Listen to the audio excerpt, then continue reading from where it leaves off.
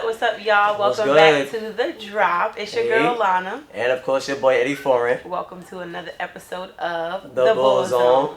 Back at it again. Yes, we've been gone quite some time. But little hiatus, but we are back. Almost the end of the school year, but we had to come show our faces again to our lovely viewers. Today we have a special episode for you all. It is Sexual Awareness Week at Johnson C. Smith University and month across the United States. Yep. So we will be having a special segment in regards to sexual assault in relation to athletics on college campuses, in addition to our regular show. So jumping right into it. Yep. What's going on in the world of volleyball sports, Eddie? All right. So what's going on is both the men's and women's track team is just now getting back from Bowie, Maryland. Right. Mm-hmm. They had their CIAA championships, and unfortunately, we didn't have the best of outcomes that we wanted, but it was a good showing overall. Definitely. So the men finished 4th overall, and the women finished 2nd.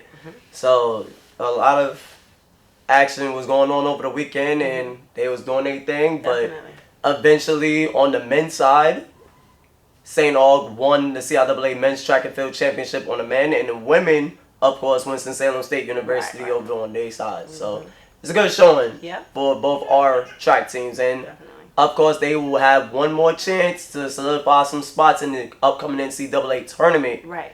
But we will talk about that in the What's Next segment. Right. So, in the world of Golden Bull football, wow, we talking about football already? Oh my gosh. Draft is almost up. The draft, the NFL draft, but yep. In the world of Golden Bulls football, the schedule for the 2017-2018 season has been released. So we opening up September 2nd. At home. At home. With the first contest against Wingate at 6 p.m. in the IBC. So y'all need to come out. Definitely show the Golden Bulls support. We're looking forward to a great season this year. Yep, coming up, and of course on the 9th. A couple of road games that's gonna be lit. Yeah, let's talk about that though. But homecoming first and foremost before anything else. Homecoming on the 21st, October 21st against Shaw, 1:00 start. So this is going to be lit. Our first time coming back as alum. Yep. So that's definitely going to be a major thing. But as Lana was mentioning, those 3 road games, big ones at that. September 15th, South Carolina State University. That's a huge game. That's going to be big. Huge. October 7th, Winston-Salem State University. And of course, November 5th. At Livingstone for the commemorative classic. That's where HBCU football started. So it's gonna be a huge win. Hopefully, let's get our football team in order. Definitely. They coming off a spring football season, spring ball, spring practices. Big dubs. So let's get it rocking, man. I'm ready. Definitely.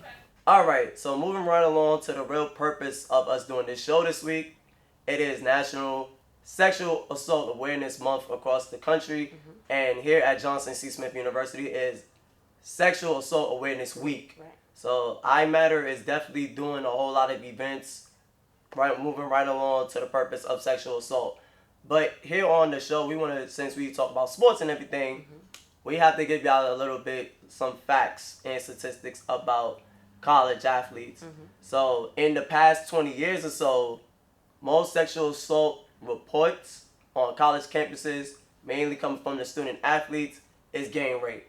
So that's been in 20 years. Definitely. Like, that is crazy. That's a fact. Crazy statistic. Yeah, definitely. And they say that there are several reasons for this, all of them tightly woven into the fabric of college sports culture, a sense of celebrity entitlement, a tradition of impunity, group peer pressure, and the value placed on oppression. So they say far too often many institutions of higher learning, in an almost desperate attempt to protect the athletic brand, coaches and certain athletes have knowingly enabled athlete sexual or other violence by providing pro bono legal assistance to alleged perpetrators, which is not available to other students.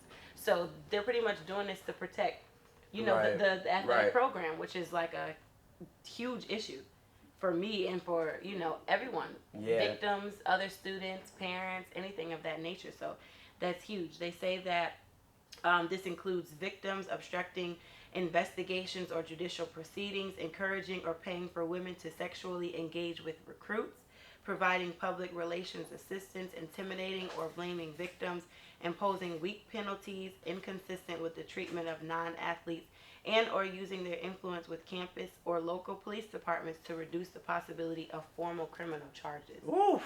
That's Crazy, yeah, right? it is. It really Crazy. is. But I say this to say this. We here say this to say this, actually. If you know someone that has been through sexual assault, that's been through it all, you know somebody personally that's going through it, reach out.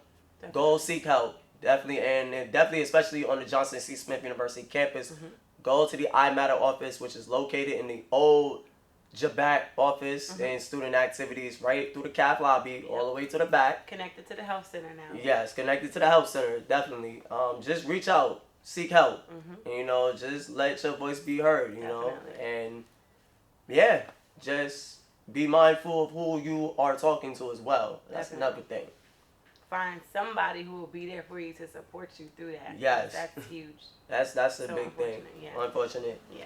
All right, moving right along to our favorite segment of the show. We had to liven it back up. Yes, That was a yes, little we do deep. That was deep, a little- deep thought, but we back live, baby. We back live. Definitely. So, our Smith Knight Spotlight Student Athletes Who could it be? Player of the Week. Who really could it be though? Be I don't know. almost the end of the year. Yeah, What right. season is it right Like we in spring season still. Yep. But nonetheless, let's just get along with it. Drum roll, please.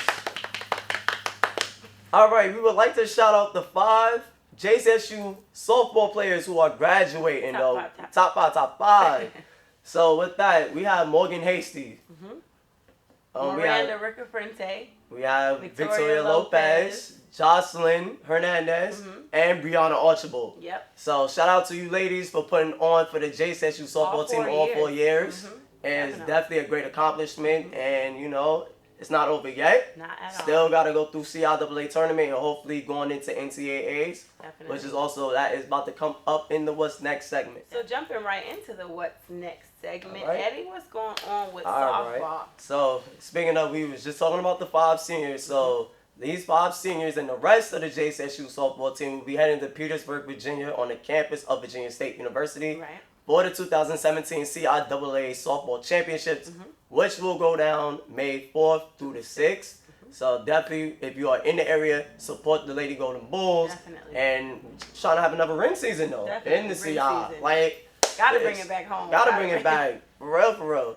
And we was talking about track earlier too. Yep, So track, May yep. 14th, last chance meet hosted by North Carolina A&T in Greensboro. So these are the last few chances, hopefully, for our men's and women's track teams to solidify some spots in the NCAA championships. And bring another ring home. Yeah, and bring another national championship home. Another How one. about that? So But stick you know, tuned. yep, as always, if you're in the area, definitely support the Golden Bulls. If you're not in the area, as always, follow JCSU Sports, JCSU Athletics on Yep, Facebook, yep. Instagram, and Twitter for live stats, live updates of the game, and to hear the final scores of all of the Yep, contests. and all upcoming events too with Definitely. JSSU Athletics. And just on a side note, also May 1st, this Monday coming up in Biddle at 7 p.m. will be the Smitty Smitty Awards. Definitely. We are going to definitely recognize all of the JCSU student athletes who has been doing it all year round, all school year long. And you may see some of the Smithite spotlights from this season Yes. up on that stage. So Yes. definitely come out and Yes. support. Definitely come out. But on that note, we are out of room. We are out of here. It is time to go. Gotta go. And we are out and about. Once again, I'm Eddie Foreign. And your girl Lana.